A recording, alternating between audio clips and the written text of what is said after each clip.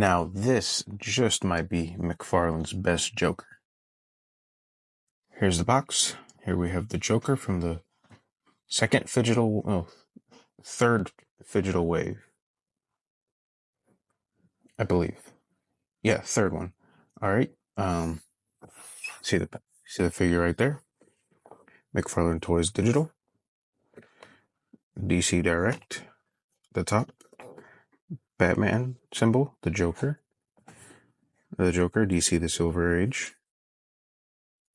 A nice picture, some artwork on the back of the Joker. Some stuff about McFarlane. Barcode's covered up, and this is from GameStop, and the legal and that kind of information. So let's open up the figure. And yes, I know this review is kind of late, but I missed out on the pre-order and I just now found it in the store. So let's look at it. All right, here's the Joker out of the packaging. You see the accessories, the cards, the stand. We're going to look at, and we're going to switch it up today. We're going to look at the accessories and cards first, and then we'll look at the figure. So stay tuned. And enjoy the video. Now, first up, we have the little code, the digital code card. I don't use any of these. Mine's bent, but yeah, that's that. And then we have the trading card. It says the Joker with the artwork that's on the back of the box. And a little read up about the Joker right there, if you want to read that. All right. And yeah. And of course, the McFarlane Toys digital stand, which has come with every single digital figure. So, nothing special. Now, the Joker comes with some decent amount of hands. He's a little handsy with this, but he has this, odd gripping looking hand. I don't know. He kind of looks like he's trying to be like Spider-Man. Comes with a playing card hand, which is actually the hand that's already on him while he's in the box. It would have been nice if they were, like, detailed and they had some cards or stuff on them. Then he also comes with a little hand that has a fish. I forgot what this is from. I know it's from the comics. I just forgot which one. And then he also comes with his little cane. I like this. This is nice. I have not seen the Joker with a cane in a while, so this was a nice touch. And it's accurate to Silver Age Joker, so. Alright, that's all the accessories. Let's look at the figure. First impressions? Alright, I don't need another comic book Joker. I think I'm good for right now. I say that, but they're probably going to make another one. I'm probably going to buy it. But this is probably the best comic book Joker that we have. There's a few things I want to talk about. Let me pull my camera up. First, let's look at this head, and I love that evil, senile smile. Just that big grin. And you can see it's like from one cheek to the other, all the way to the top. That big grin that the Joker has, and you can see the teeth showing and everything. I think if you look very closely on his eyes, you can kind of see they have some red around it to kind of bring out the detail and kind of make it look like he's kind of insane, which he is. I love the shade of green for the hair. You can see some shadowing or dry brushing, kind of, not a lot, to kind of bring out some of the hair details. And of course, same green that's on his eyebrows. He's not super pale, it's not white, it's more of like a off-white-ish, grayish color. Which, let me look at the box. Which, it could have been a little bit more pale. Just a little. Obviously the green that's used up here is kind of similar to the green there here. And this is somewhat accurate to the box. Obviously his sleeves are covering like where this should be, but from what it looks like in the box, it looks like this right here, this little like cuff part should be green. And his gloves are kind of that same color as his face, which a little dull. They should be just a little bit more brighter, pale white. But I like the suit, nice purple suit with the orangish yellowish right here. The vest and then the shirt is green, and of course he has a little purple tie piece and his little flower. But now you can see the coattails right here. Um, we'll talk about his knee pads. I mean his elbow and knee pads in a second. That's the first thing I noticed, and I was like, that's kind of off-putting. But no, coattails, you can see not much detail. You can see the wrinkling on the back, and then just about it. It'd been nice to have a little bit of color, but it is based off of the comic book, and it's like a odd, bright, weird shade of purple. I don't know. And then another thing, they could have put the pinstripe, black, kind of like pinstripe lines on his pants because he does have those. And then the shoes are nice. I like the shoes. The shoes are good. Again, it's kind of like a duller white. So let's talk about the he's got knee pads and elbow pads.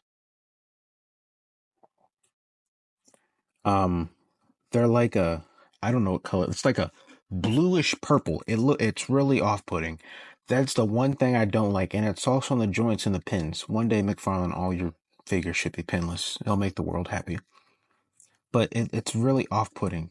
Like the knee pads, they look like he has knee pads. Like I don't know how well it probably shows up more blue on the camera than it is in person, because it's more of a duller purple in person, kind of bluish, but it looks probably more. It looks more blue on the camera. I can tell. And then yeah, that's my one gripe. It just looks kind of off. Like I know Marvel Legends and Hasbro has had this coloring right here. Like here, I'll show you an example. Like with the She-Hulk figure. Like where is it? Like was it She-Hulk?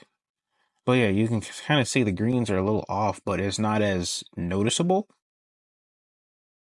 But like this is, yeah, I could spot that from a distance. I noticed that when I picked up the figure from GameStop. I was like, they gave him knee pads. Other than that, you see the diapers hidden pretty well. You can't really tell. Um, this the wrists on mine changing out the hands a little loose, but so just be careful not to lose your hands with this one. But no, my favorite part about this figure is that head sculpt. That head sculpt is just perfect. Like I love it. This, in my opinion, has to be the best comic book version of the Joker we've gotten, and we've gotten a good amount of them. And I honestly think this one might be the best one. I've seen people kit bash some, and I don't feel like doing that. I might ruin the figure. I don't have the time. Kind of don't have the patience to do that. Unless it's maybe Batman. And of course, you have to kit bash to make your own Superman, because McFarlane can't make a perfect Superman. But and you see how long it took him to make a perfect Joker. We've got near perfect, but this one might just be perfect. Besides his knee pads and his elbow pads, which is kind of off-putting. But but let's look at the articulation. Yeah, head can't. Yeah, he can't look up. He can't really look down. It can go all the way around. That's his head. Yeah, he can't. He doesn't have a lot of head articulation just because he got that big chin in the collar. Yeah, he can't really look down. He can't look up either, which is kind of odd. He can look straight. That's about it. But oh boy, he can move his shoulders. Look how far he can go up, more than 90 degrees. And also, I think there is a shoulder thing. I forgot what they're called. The little shoulder thing in there, but that shoulder articulation all the way around, and it doesn't get hindered by his coat, is so nice. And then of course, double jointed elbows with his elbow pads, and the wrist articulation's a little weird with the the sleeves, so it can kind of move up and down. Like, see, look how if it'll show up on camera. I don't know if it will, but look how close it is. But you can see it's supposed to go up and down, and you can see it's kind of hard to get on there, but it doesn't. It kind of goes up and down. The same as kind of for this one too, except this one's a little. I don't know. They're yeah.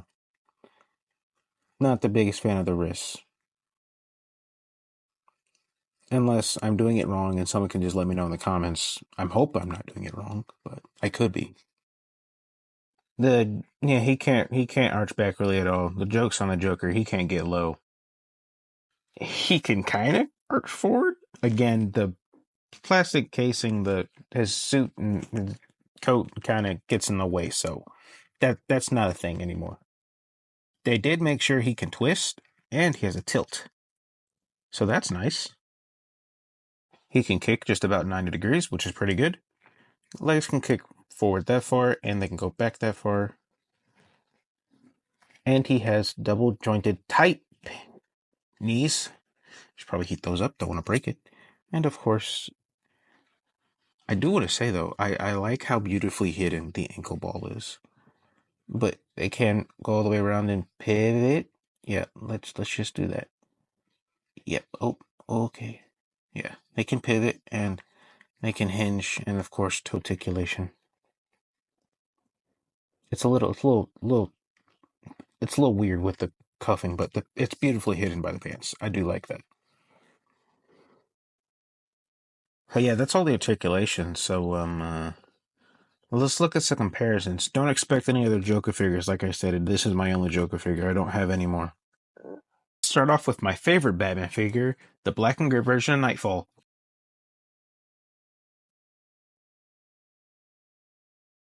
And here he is with Hush Batman, who, shocker, Hush Batman's massive and taller. Hush Batman's taller than, like, every figure. Also, can we get an updated Hush body without those wonky McFarlane old ankle balls? Please. And for our boy Wonder Hair figure, here's with Infinite Frontier, Damian and Wayne Robin. Or as I like to call him, Janky Legs Robin.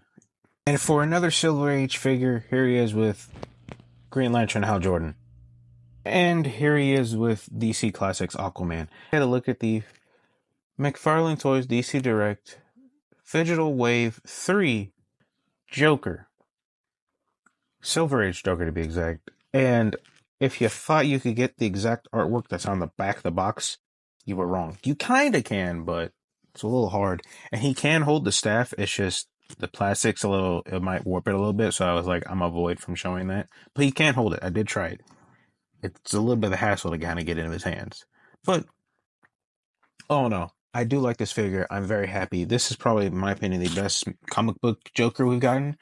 I have my gripes. Obviously, he looks like he has knee pads and elbow pads like he's been in a construction field. The one not creating artwork on the box, that's just something minor, kind of nitpicky. But other than that, figure's good. I love it. My favorite part is the head sculpt.